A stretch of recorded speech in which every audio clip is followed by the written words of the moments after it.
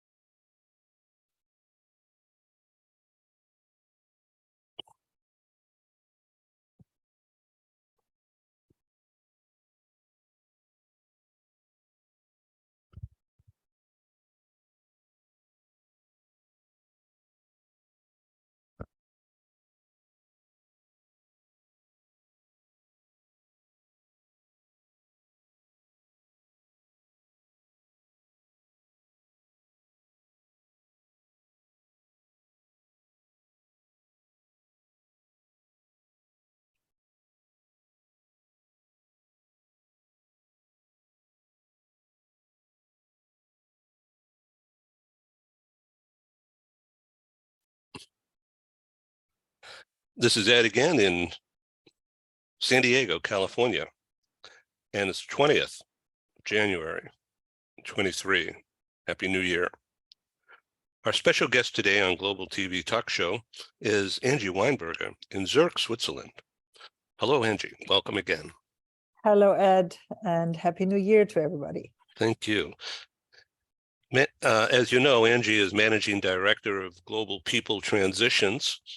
And tell us just 30 seconds what that means to you today.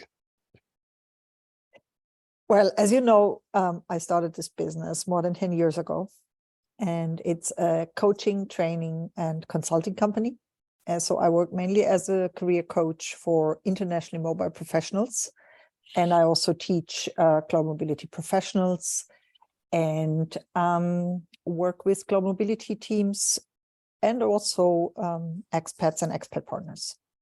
So you have written the 10 Commandments for Global Mobility Management, and we have published that. And it's one of my favorite go-to things. And I wonder, are you getting feedback on that? I do actually, yes. And people send me LinkedIn requests referring back to the 10 Commandments. That's fantastic. I think that's great.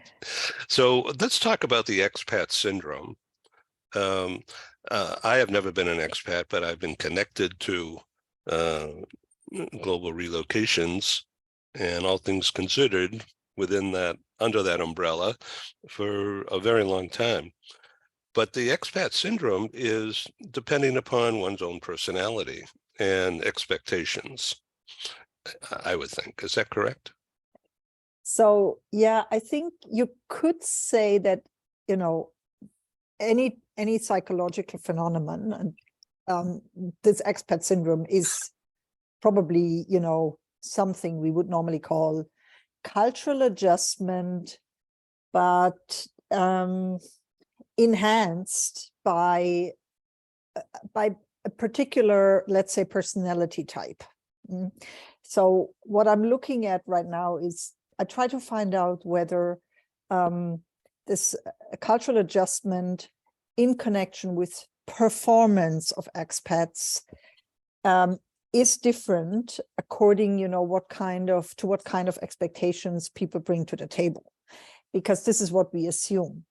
But then we also know there's a lot of deep psychology reasons why certain people behave in certain ways, and that sometimes, irrespective of where you go to, you know, you usually take yourself with you. And if you had any issues, for example, in your marriage, Yeah, you will take those issues with you to Singapore or They wherever don't you're going. they don't go away. They They don't don't get go buried. away In just fact, because you're now, there's a microscope on them. yeah, and just because you're now in a tropical paradise doesn't mean that suddenly your life is beautiful. My impression is, though, that often expats, when they go on their adventure, they have several motivations. Yeah? And sometimes the motivation is really to get away from something. And that's usually not the best motivation to go on an international assignment. So let's talk about women in particular. Mm-hmm.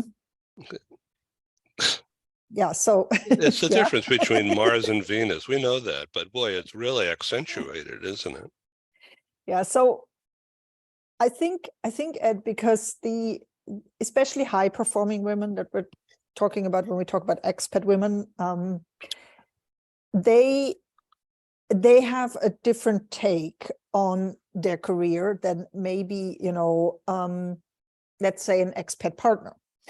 But this, let's say the high performing woman might still think that at some stage there's some Prince Charming who's gonna, take her to the castle. And why is that? Is because, especially in our generation, this is the kind of story we have been brought up with. So, so I want to look at this in more detail and understand why particularly high-performing women seem such a hard time, to find happiness in their professional life. So And what about the means, idea, if I may just jump in here, on that note before it flies past me, high-performing single women who land in an area and they don't know anybody and nobody seems to want to meet them. So the high-performing single woman on assignment in a strange place, even though it could be glamorous, it's like, I'm not used to being alone. I don't like this. What's going on here? And you know what she's probably going to do? She's probably going to work even harder and longer on assignment than she already did. So let's say, she was already working 60-hour weeks in her home country, was already considered, a high performer, and that's why she was sent on assignment. Then, she's in the new location. She doesn't know anybody. And then she will also work on weekends and, go from 60-hour weeks to 70 to 80-hour weeks and eventually burn out. And she's probably not going to be very happy. Now, and she probably will feel like, her whole life, she has this, she has all of these chores and all of these obligations to fulfill, and secretly still hoping, that somebody's going to save her. And this was referred to in psychology already earlier as a so-called Cinderella complex. And that motivated me to, to research it a bit further. Now, we don't have a lot of data on expat women, and there's no scientific research on this topic, but I get some indications from clients, that this could be something where we need to take special care. So we need to take special care for high-performing, internationally mobile women, and also, maybe even, if you go one step further, if you think about minority women, women from minority backgrounds, they might need also some extra support, extra care in terms of, making sure that they don't burn out when they're on international assignments. Okay, so burnout doesn't mean collapse. It could mean getting pissed off at your situation. And what did I do to deserve this? And I'm not used to this kind of treatment. I'm not used to this kind of isolation. And here I am stuck 8,000 miles from where I belong. And that is a terrible place to be. Yeah, and don't forget, it could be even something simpler. Let's say, for example, a country like Switzerland. I've seen many women coming to Switzerland that, had a very senior role in their home country. And then they come to a place where women only received voting rights about 50 years ago. So suddenly, they're not playing at the same level with their male counterparts. And they're not used to being treated like, the secretary or the assistant who makes the coffee. And they get very frustrated. And, we're not talking about a country where, you would expect that. Like maybe, you would probably expect that in a country like the Middle East or Japan, not Switzerland. You would probably think, no, here women have, they have the same right as men. So I think that puts an extra charge and extra pressure on this topic. And what it leads to is a decline in performance. And then, a decline in performance also means disadvantage in your career.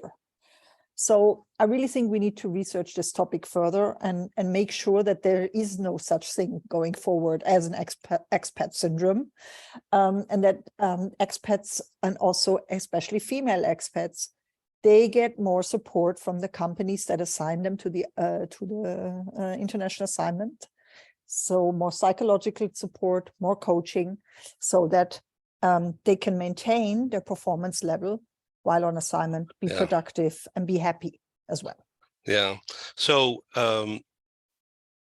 there's a young woman in New York who experienced that on assignment, very bright, in London, or someplace popular, I think it's London, and she found herself like bewildered, and I'm shortcutting all this, but she decided to do something about it, and she created essentially an app for expats to connect in the new location. Like, help, I'm here, are you there? Can we meet? Can we talk about things? And it developed into a successful business. It's called Pivot. And I'll be glad to research that and let you know. So you develop a step-by-step plan to help people do more, get more, and relax with effort, such as go for a walk and donate something to Salvation Army or a charity on a regular basis, and like have a routine. Yeah, so I have several programs obviously to help people work on this topic, but we also shared an article that you can find in the show notes with a few easy steps, to help your body adjust. So, everybody has heard of culture shock, but nobody really knows what it is until they're in it. Yeah. So we coaches, we speak of cultural adjustment, and it's a process that involves your brain, involves your body as well. And there are a few things you can do to help yourself adjust faster. But the syndrome we were talking about, I think that goes even deeper. And I think that probably will need some professional support and help to get you out of that feeling, that you have to work even harder than you already do, because this is not the solution. So the 7 virtues that we're promoting are basically to help, let's say, as a first measure. But if you then don't notice like any improvement, let's say after 4 weeks, you should notice an improvement if you regularly follow routines like progressive muscle relaxation, go for regular walks, take some time for breaks. If you don't notice any improvement, I really think you should seek some help. And I mentioned this already in a previous call. Most companies, they have what is called like an emergency assistance service, like International SOS, for example. So if you do not know who to contact, this would be a good place to start as an expat. Yeah, start with calling that hotline that helps you in an emergency situation. They would also help you in case you have some feeling of distress. And cultural adjustment can feel like depression.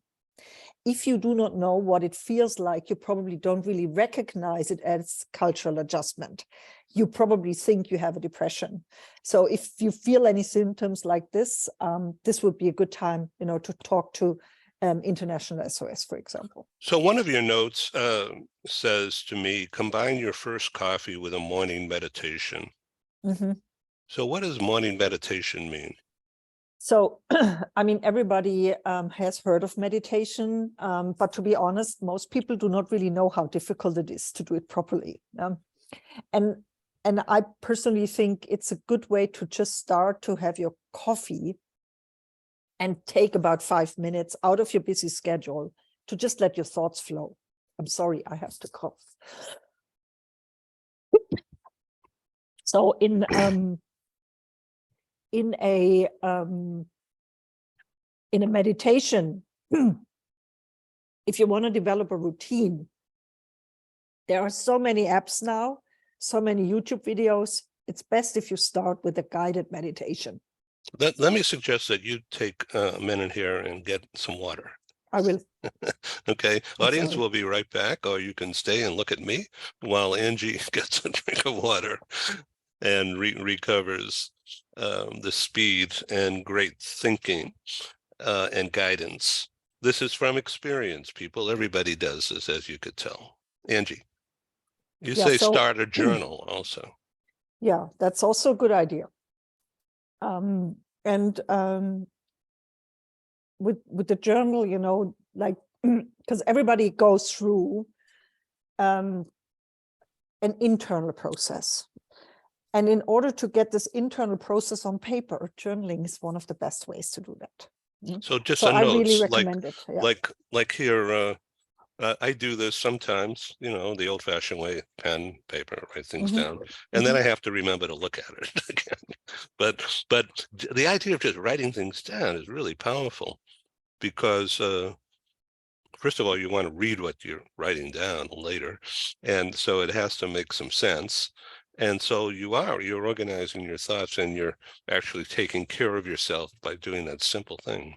Yeah. And then, you know, And it's much better than typing it into the computer, absolutely, because you're handwriting actually is using your exactly. brain. Yeah, handwriting is completely recommended for journaling, and also for any type of self-development. I would also recommend that you take, you know, you take either a real book or an iPad with a stylus, because that's also obviously your handwriting. It's a different way to connect your brain to, you know, to the creative side of your brain than if you type into your computer. And you're adding value to yourself. Absolutely. Right. You're going to another level. And it's not down, it's up. And I just want to come back to, you know, if you feel those symptoms of cultural adjustment that can feel a bit like depression, and you do not recognize them, just also make sure that you're not retracting from people, that you're not pulling back from people. It's very counterproductive if you then spend the whole weekend at home, or even, you know, if you spend several days in the home office while you're feeling like this. Especially, you know, if you're in a location where you feel a bit isolated, it would be really helpful to go out and meet people. Now, you mentioned this app. Every location has groups, expat groups, Facebook groups. There are, you know, a lot of people looking for contact. And the best way, you know, to deal with also like kind of hostile feelings towards the host country nationals would be to just go out, even if it's just in the expat bubble, but to really try to make an effort to get out of the house and mingle and mix with people, make new friends. You mentioned quickly expat bubble. That's really cute, but it really is meaningful, isn't it? Because the bubble means you're dealing with people who are maybe experience or have experienced the same things, as opposed to everyday people next door. Yeah, and to be honest, sometimes it can be a bit counterproductive, because sometimes in these expat club type of situations, people, you know, start complaining, and then they meet other people who complain. So it can sometimes be counterproductive, but it's better than staying at home and feeling sorry for yourself. So the pity party doesn't work. So in your group training, this is not a pity party, isn't it?